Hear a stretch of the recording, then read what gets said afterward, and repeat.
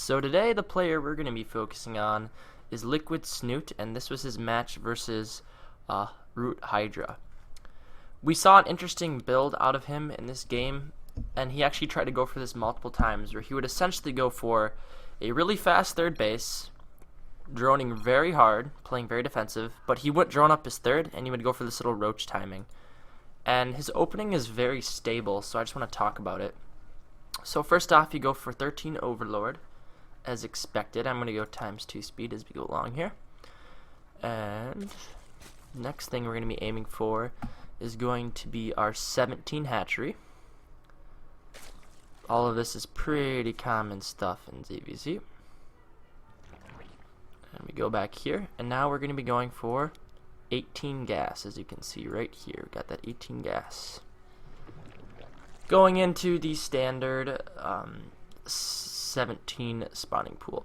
So this build is pretty greedy against a 13-12, but as the players are pretty confident in defending the 13-12, I wish we could have seen a 13-12 out of either player so we could see how they reacted to it in terms of how they open, because on ladder the 13-12 is very common on almost any 3-player map.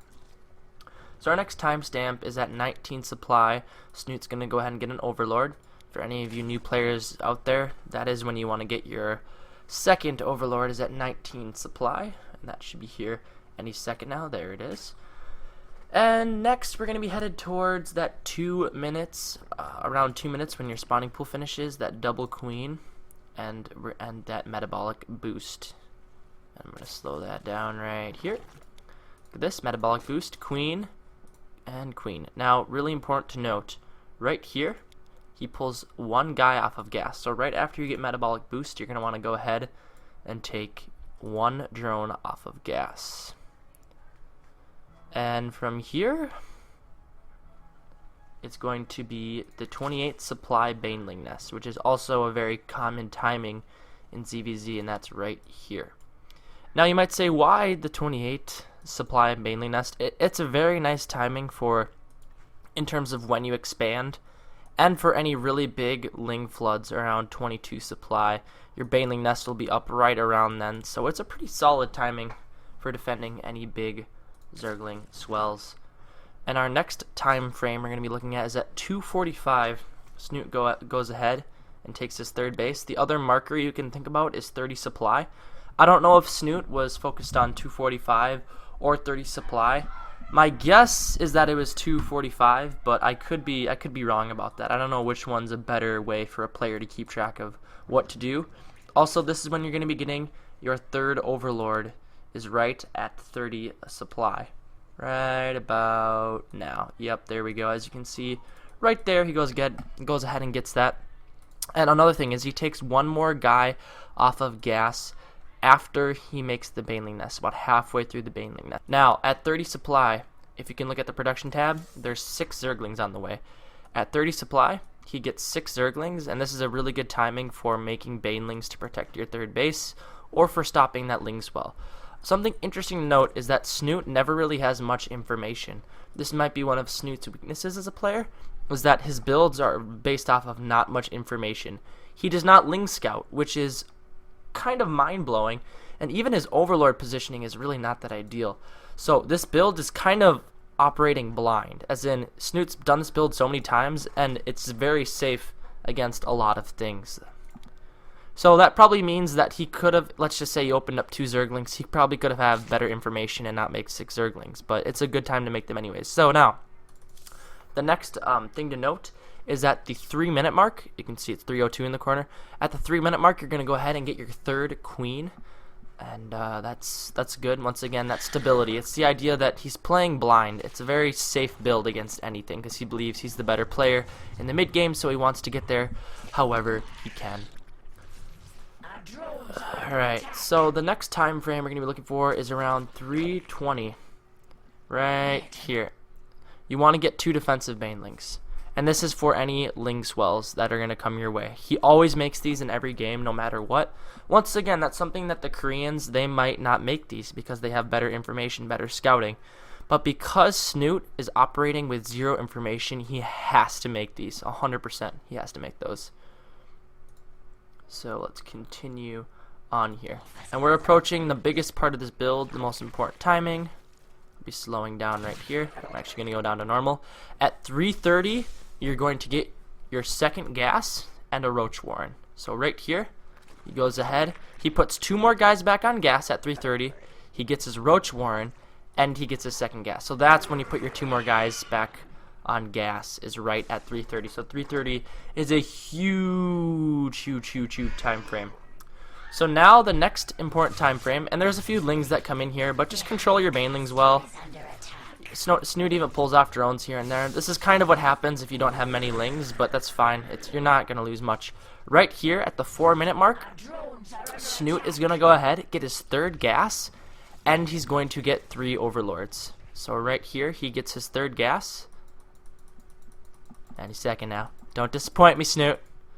Don't disappoint me. Okay, there it is. So he gets, at 4 minutes, he gets his 3rd gas. That's definitely a time-based thing. And then he goes ahead and he gets 3 overlords. Now, the reason for the 3 overlords is this is when you're going to go ahead and get your huge roach flood. I'm going to speed up just a little bit here.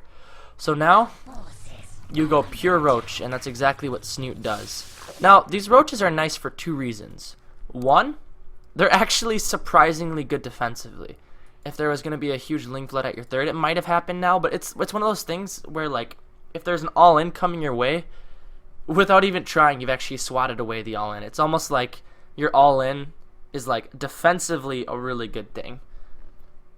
Because you have units if they cross the map with a bunch of stuff. So it's kind of hard to explain, but it's the idea that if they're going to come at you with something, you have this little time window where you have all these units because you're going to go attack them anyways, that you actually get to crush whatever they throw at you. So obviously it's going to be economically weaker, much economically weaker, because he's going for a 2-base timing. And Hydra gets some great scouting information. Once again, Snute's playing blind. He pokes to 3rd to see that there's drones over there, and there was in fact, so he's happy to go for this. But now he goes ahead and he's going to go pure roach from here until he has around 12 to 14 roaches, and then he goes ahead and crosses the map. Now in this particular game, it doesn't actually kill Hydra outright, but it's just such a stable opening into the mid game, and one of the other games he did kill Hydra straight out with this timing right here. Hydra had great scouting this game with ling scouts, and he was able to get, and the drones. He scouted the 3rd. He saw that there's no drones. So this is definitely a scoutable build, but it's still a very strong, steady opening, because what happens is right here, this is where things begin to happen. In the description, I put 520, but it's more like 515. I think 520 is an easier number to remember, but I mean 515. He gets his LAIR, and he gets an Evo chamber, and look at this, 5 drones. So even though he's pushing out with all of these roaches, he's going to be droning so hard on his 3rd base. So hard. He's going to spam that drone button as hard as he can. And don't forget to get supply blocked. Also, to sell it, he actually morphs a Ravager or 2 right in front of the Overlord. He's trying to sell the idea that, hey, Hydra, you need to make units. And when the reality is Snute is making 9 drones behind this. And if we go to the units tab, Hydra has 3 more drones than him, but after this push, they'll actually be pretty even here. I just want to keep track of this. Look at the drones in the upper left corner. Just keep track of this. So not only does Snute hit a pretty good timing, right here, he doesn't necessarily win, but the drone count, look at the drone spread. Snute has 8 more drones than Hydra does going into the mid game, and he actually has more Ravagers. So let's go back to just Snute. Hydra at his 3rd has right now 12 more drones than Hydra. Every single second that Hydra is not making drones, Snute is actually expanding his lead. Now, what's the downside of this build? The downside is that Hydra could have just counterattacked it, and it would have forced units out of Snute, which is kind of what's going to happen. But it's a risky timing if they scout it. I think that Hydra could have reacted more and shoved Snute back harder. But instead, Snute walks away with the Ravagers are really important because then he can't just cross the map. You can kite, you can buy time with those corrosive biles. But in the end, Snute walks away with the drone advantage, 2 more Ravagers than his opponent does, and he's kind of the guy with the economic lead going into the mid game.